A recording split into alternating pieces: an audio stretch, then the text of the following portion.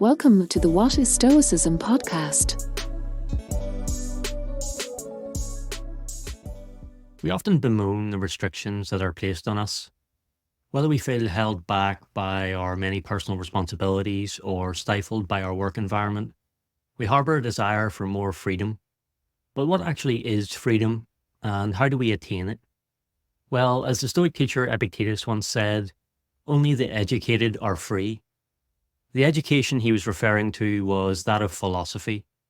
Having been born into slavery circa 55 AD and released sometime after 68 AD, Epictetus was well positioned to speak about freedom.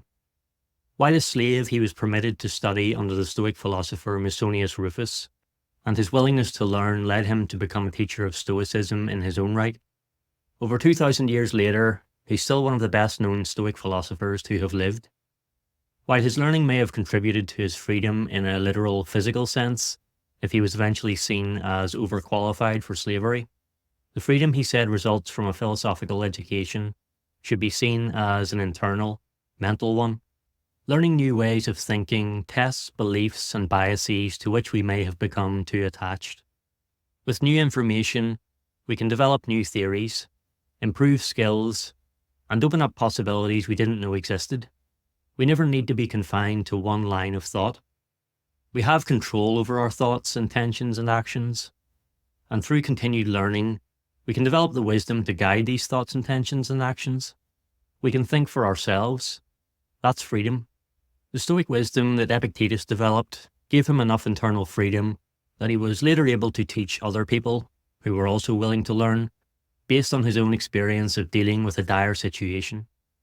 He emphasized to his students the importance of keeping the mind free for learning.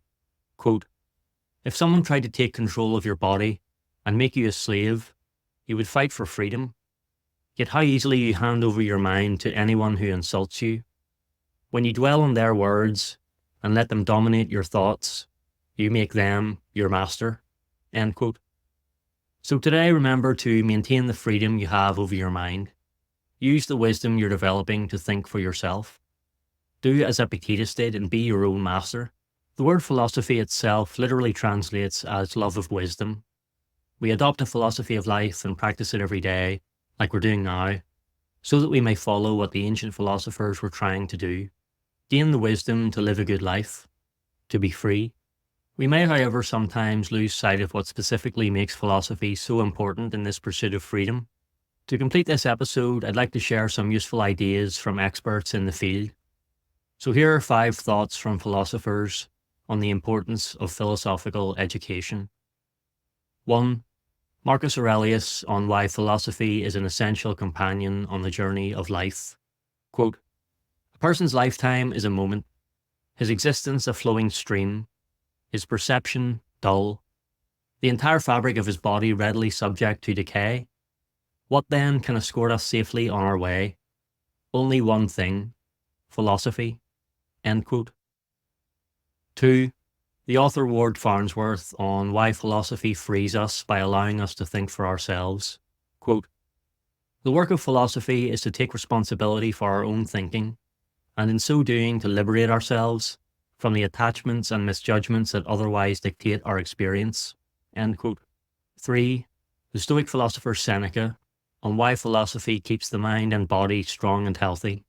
Quote, "Without philosophy, the mind is sickly, and the body too, though it may be very powerful, is strong only as that of a madman or a lunatic is strong." End quote. 4. Epictetus on why philosophy prepares us for the difficulties we may face. Quote, "But what is philosophy? Doesn't it simply mean preparing ourselves for what may come?" End quote.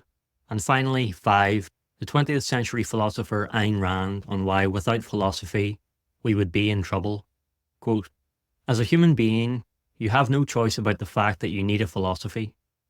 Your only choice is whether you define your philosophy by a conscious, rational, disciplined process of thought and scrupulously logical deliberation, or let your subconscious accumulate a junk heap of unwarranted conclusions, false generalizations, undefined contradictions, undigested slogans, unidentified wishes, doubts and fears, thrown together by chance, but integrated by your subconscious into a kind of mongrel philosophy and fused into a single solid weight, self-doubt, like a ball and chain in the place where your mind's wings should have grown.